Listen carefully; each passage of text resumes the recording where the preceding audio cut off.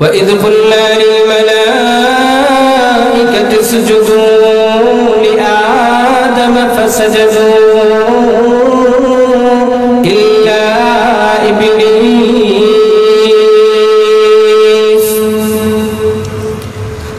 وإذ قلنا للملائكة اسجدوا لآدم فسجدوا إلا إبليس আল্লাহ রাব্বুল আলামিন সমস্ত ফেরেশতাদেরকে ডাক দিয়ে বলেন উসজুদু লি আদম, তোমরা আদমকে সিজদা করো। আদমকে তার সম্মানের উদ্দেশ্যে সম্মানার্থে তোমরা আদমকে সিজদা করো। এই ফেরেশতাদের মধ্যে ইবলীসও কিন্তু অন্তর্ভুক্ত ছিল।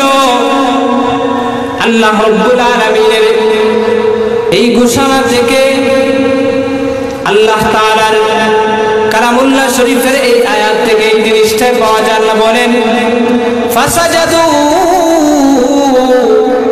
উপস্থিত যত ফেরেশতা ছিল সবাই আদমকে সিজদা করলো, কিন্তু একজন করলো না। আল্লাহ বলেন ইল্লা ইবলীস, একজন করলো না, সে কে? ইবলীস। সবাই সিজদা করেছে কিন্তু ইবলীস করে নাই।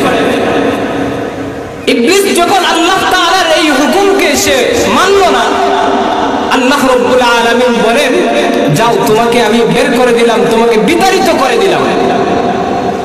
যখন ইবলীস সে বিতাড়িত হয়ে গেল, সে রাইসুল মালায়েকা ছিল, ফেরেশতাদের সর্দার ছিল। ফেরেশতাদের সর্দার হওয়ার পরে আল্লাহ তাআলার হুকুমের সামনে সে নতি স্বীকার না করার কারণে, আল্লাহর হুকুম অমান্য করার কারণে আল্লাহ রাব্বুল আলামিন তাকে বিতাড়িত করে দিলেন। যখন ইবলীস সে দেখলো যে এখন তো আমার আর কোনো উপায় নেই, মানুষের কারণে আমাকে বিতাড়িত করে দেওয়া হয়েছে, তখন সে আল্লাহ রাব্বুল আলামিনের কাছে বলল লাআগওয়িয়ান্নাহুম আজমাঈন। আল্লাহর সাথে সে চ্যালেঞ্জ ছুড়ে মারল, যে আদমের কারণে আমি আজকে বিতাড়িত হইলাম, সেই আদম এবং বনি আদম যারা এই দুনিয়ার মধ্যে আসবে, আমি তাদের পিছনে কাজ করব, আমি তাদেরকে গোমরাহ করেই ছাড়ব। আল্লাহ রাব্বুল আলামিন বলেন ইল্লা ইবাদাকা মিনহুমুল মুখলাসিন। ইবলীস শুনে রাখো, যারা আমার কাছের বান্দা, যারা আমার একনিষ্ঠ বান্দা, তাদেরকে তুমি ধোঁকা দিতে পারবা না, তাদেরকে তুমি বিপদগামী পথভ্রষ্ট করতে পারবা না।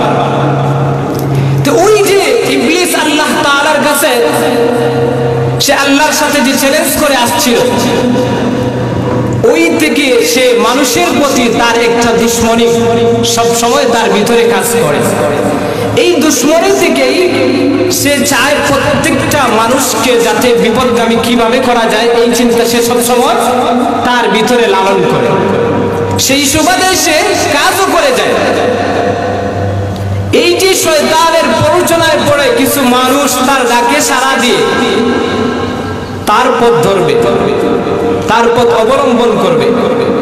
আল্লাহ রাব্বুল আলামিন এই পথগুলা মানুষকে সত্য সঠিক পথের দিশা দেখানোর জন্য, সঠিক রাস্তা দেখানোর জন্য আল্লাহ রাব্বুল আলামিন যুগে যুগে অসংখ্য আম্বিয়া কেরামদেরকে দুনিয়ার মধ্যে প্রেরণ করেছিলেন, যাদের দায়িত্বই ছিল দাওয়াত এবং তাবলীগ। আল্লাহ তাআলার কে পথহারা বান্দাদেরকে আল্লাহ তাআলার দিকে আহ্বান করা, আল্লাহ তাআলার ফরমান মানুষের কাছে পৌঁছে দেওয়া। এই দুইটা কাজই অন্যতম নবুয়তি কাজ, নবীওয়ালা যে কাজ যেগুলো আছে, এই কাজগুলোর মধ্যে থেকে অন্যতম এই কাজগুলাই ছিল আম্বিয়া কেরামদের, যে আল্লাহ তাআলার দিকে পথহারা বান্দাদেরকে ডাকা, আল্লাহ তাআলার ফরমান তাদের কাছে পৌঁছায় দাও।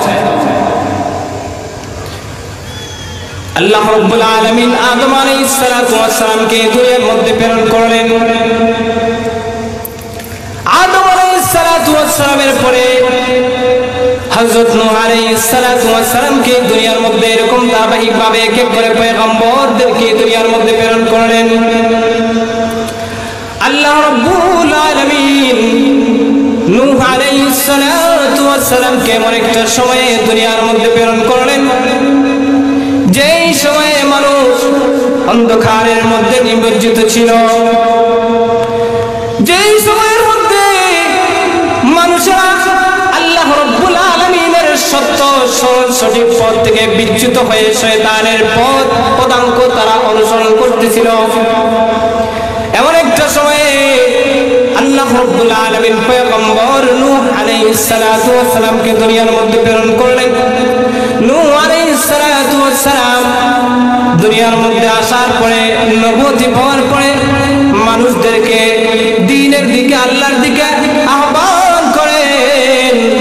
কিন্তু ওই সমস্ত মানুষেরা হযরত নূহ আলাইহিস সালাতু ওয়াস সালামের কথাকে অগ্রাহ্য করে, তার কথাকে অগ্রাহ্য করে উল্টো নূহ আলাইহিস সালাতু ওয়াস সালামকে তারা আঘাত করে। কিতাবের মধ্যে পাওয়া যায় নূহ আলাইহিস সালাতু ওয়াস সালামকে পাষাণ দ্বারা এমন ভাবে আঘাত করত যে আঘাতের ফলে পয়গম্বর নূহ আলাইহিস সালাতু ওয়াস সালামের শরীর থেকে রক্ত ঝরঝর করে মাটির মধ্যে পড়তো। আঘাতের ফলে নূহ আলাইহিস সালাতু ওয়াস সালাম বেহুশ হয়ে মাটির মধ্যে পড়ে যাইতেন। যখন আবার হুঁশ ফিরে আসতো, আবারও তিনি আল্লাহ তাআলার দিকে দাওয়াত দিতেন, আল্লাহর রাস্তার দিকে মানুষদেরকে দাওয়াত দিতেন, আহ্বান করতেন। এইরকম ভাবে আল্লাহ রাব্বুল আলামিন মূসা আলাইহিস সালাতু ওয়াস সালামকে দুনিয়ার মধ্যে প্রেরণ করলেন। মূসা আলাইহিস সালাতু ওয়াস সালাম তিনিও মানুষদেরকে দ্বীনের দিকে দাওয়াত দিতেন। এইরকম ভাবে ধারাবাহিকভাবে ঈসা আলাইহিস সালাতু ওয়াস সালাম পর্যন্ত আসার পরে ঈসা আলাইহিস সালাতু ওয়াস সালামকে আল্লাহ রাব্বুল আলামিন আকাশে উঠায় নেওয়ার পরে দীর্ঘ একটা সময়, যেই সময়ে আল্লাহ তাআলা কোন পয়গম্বর প্রেরণ করেন নাই, যার কারণে মানুষের অবস্থা এমন হয়েছিল, দ্বীনের দাওয়াত না থাকার কারণে, দাওয়াত এবং তাবলীগ না থাকার কারণে মানুষ বর্বরতার মধ্যে পড়েছিল, নিমজ্জিত ছিল। যেই জগৎটাকে কিতাবের ভাষায় লেখা হয় আইয়ামে জাহিলিয়াতের জামানা। এই আইয়ামে জাহিলিয়াতের জামানায় মানুষের অবস্থা এমন ছিল যে একে অপরের সাথে সাধারণ তুচ্ছ একটা জিনিস নিয়ে ঝগড়া, দাঙ্গা, হাঙ্গামা তৈরি করে দিত, ঝগড়া শুরু করে দিত। আর এই ঝগড়াটা শুধু ব্যক্তি পর্যায়ে যে সীমাবদ্ধ থাকতো এমন না, বরং পারিবারিক পর্যায় থেকে নিয়ে গোত্রীয় পর্যায় পর্যন্ত এই ঝগড়াটা ছড়ায় যাইত। এমনকি দেখা যাইত আপনি আমার সাথে ঝগড়া লাগছেন, আমার ইন্তেকালের সময় হয়ে গেছে, এই ইন্তেকালের আগ মুহূর্তে ওই সমস্ত মানুষেরা, ওই সময়ের মানুষেরা তারা তাদের যে আপনজন আছে, সন্তানের যে যারা আছে তাদেরকে ওসিয়ত করত যে ওর সাথে আমার দুশ্মনী, ওর সাথে আমার মর্মাল্যতা, ওর সাথে আমার বিভেদ, তুমি খবরদার ওকে ছাড়বা না। এইরকম ভাবে যুগ যুগ ধরে ধরে তাদের এই যে ঝগড়া ফাসাদ এইগুলা চলতেই থাকতো। এই আইয়ামে জাহিলিয়াতের যুগের জামানার কথা, মানুষের অভ্যাস, মানুষের আচরণ, মানুষের কালচারের কথা হাদিসের মধ্যে এসেছে, কিতাবের মধ্যে পাওয়া যায়।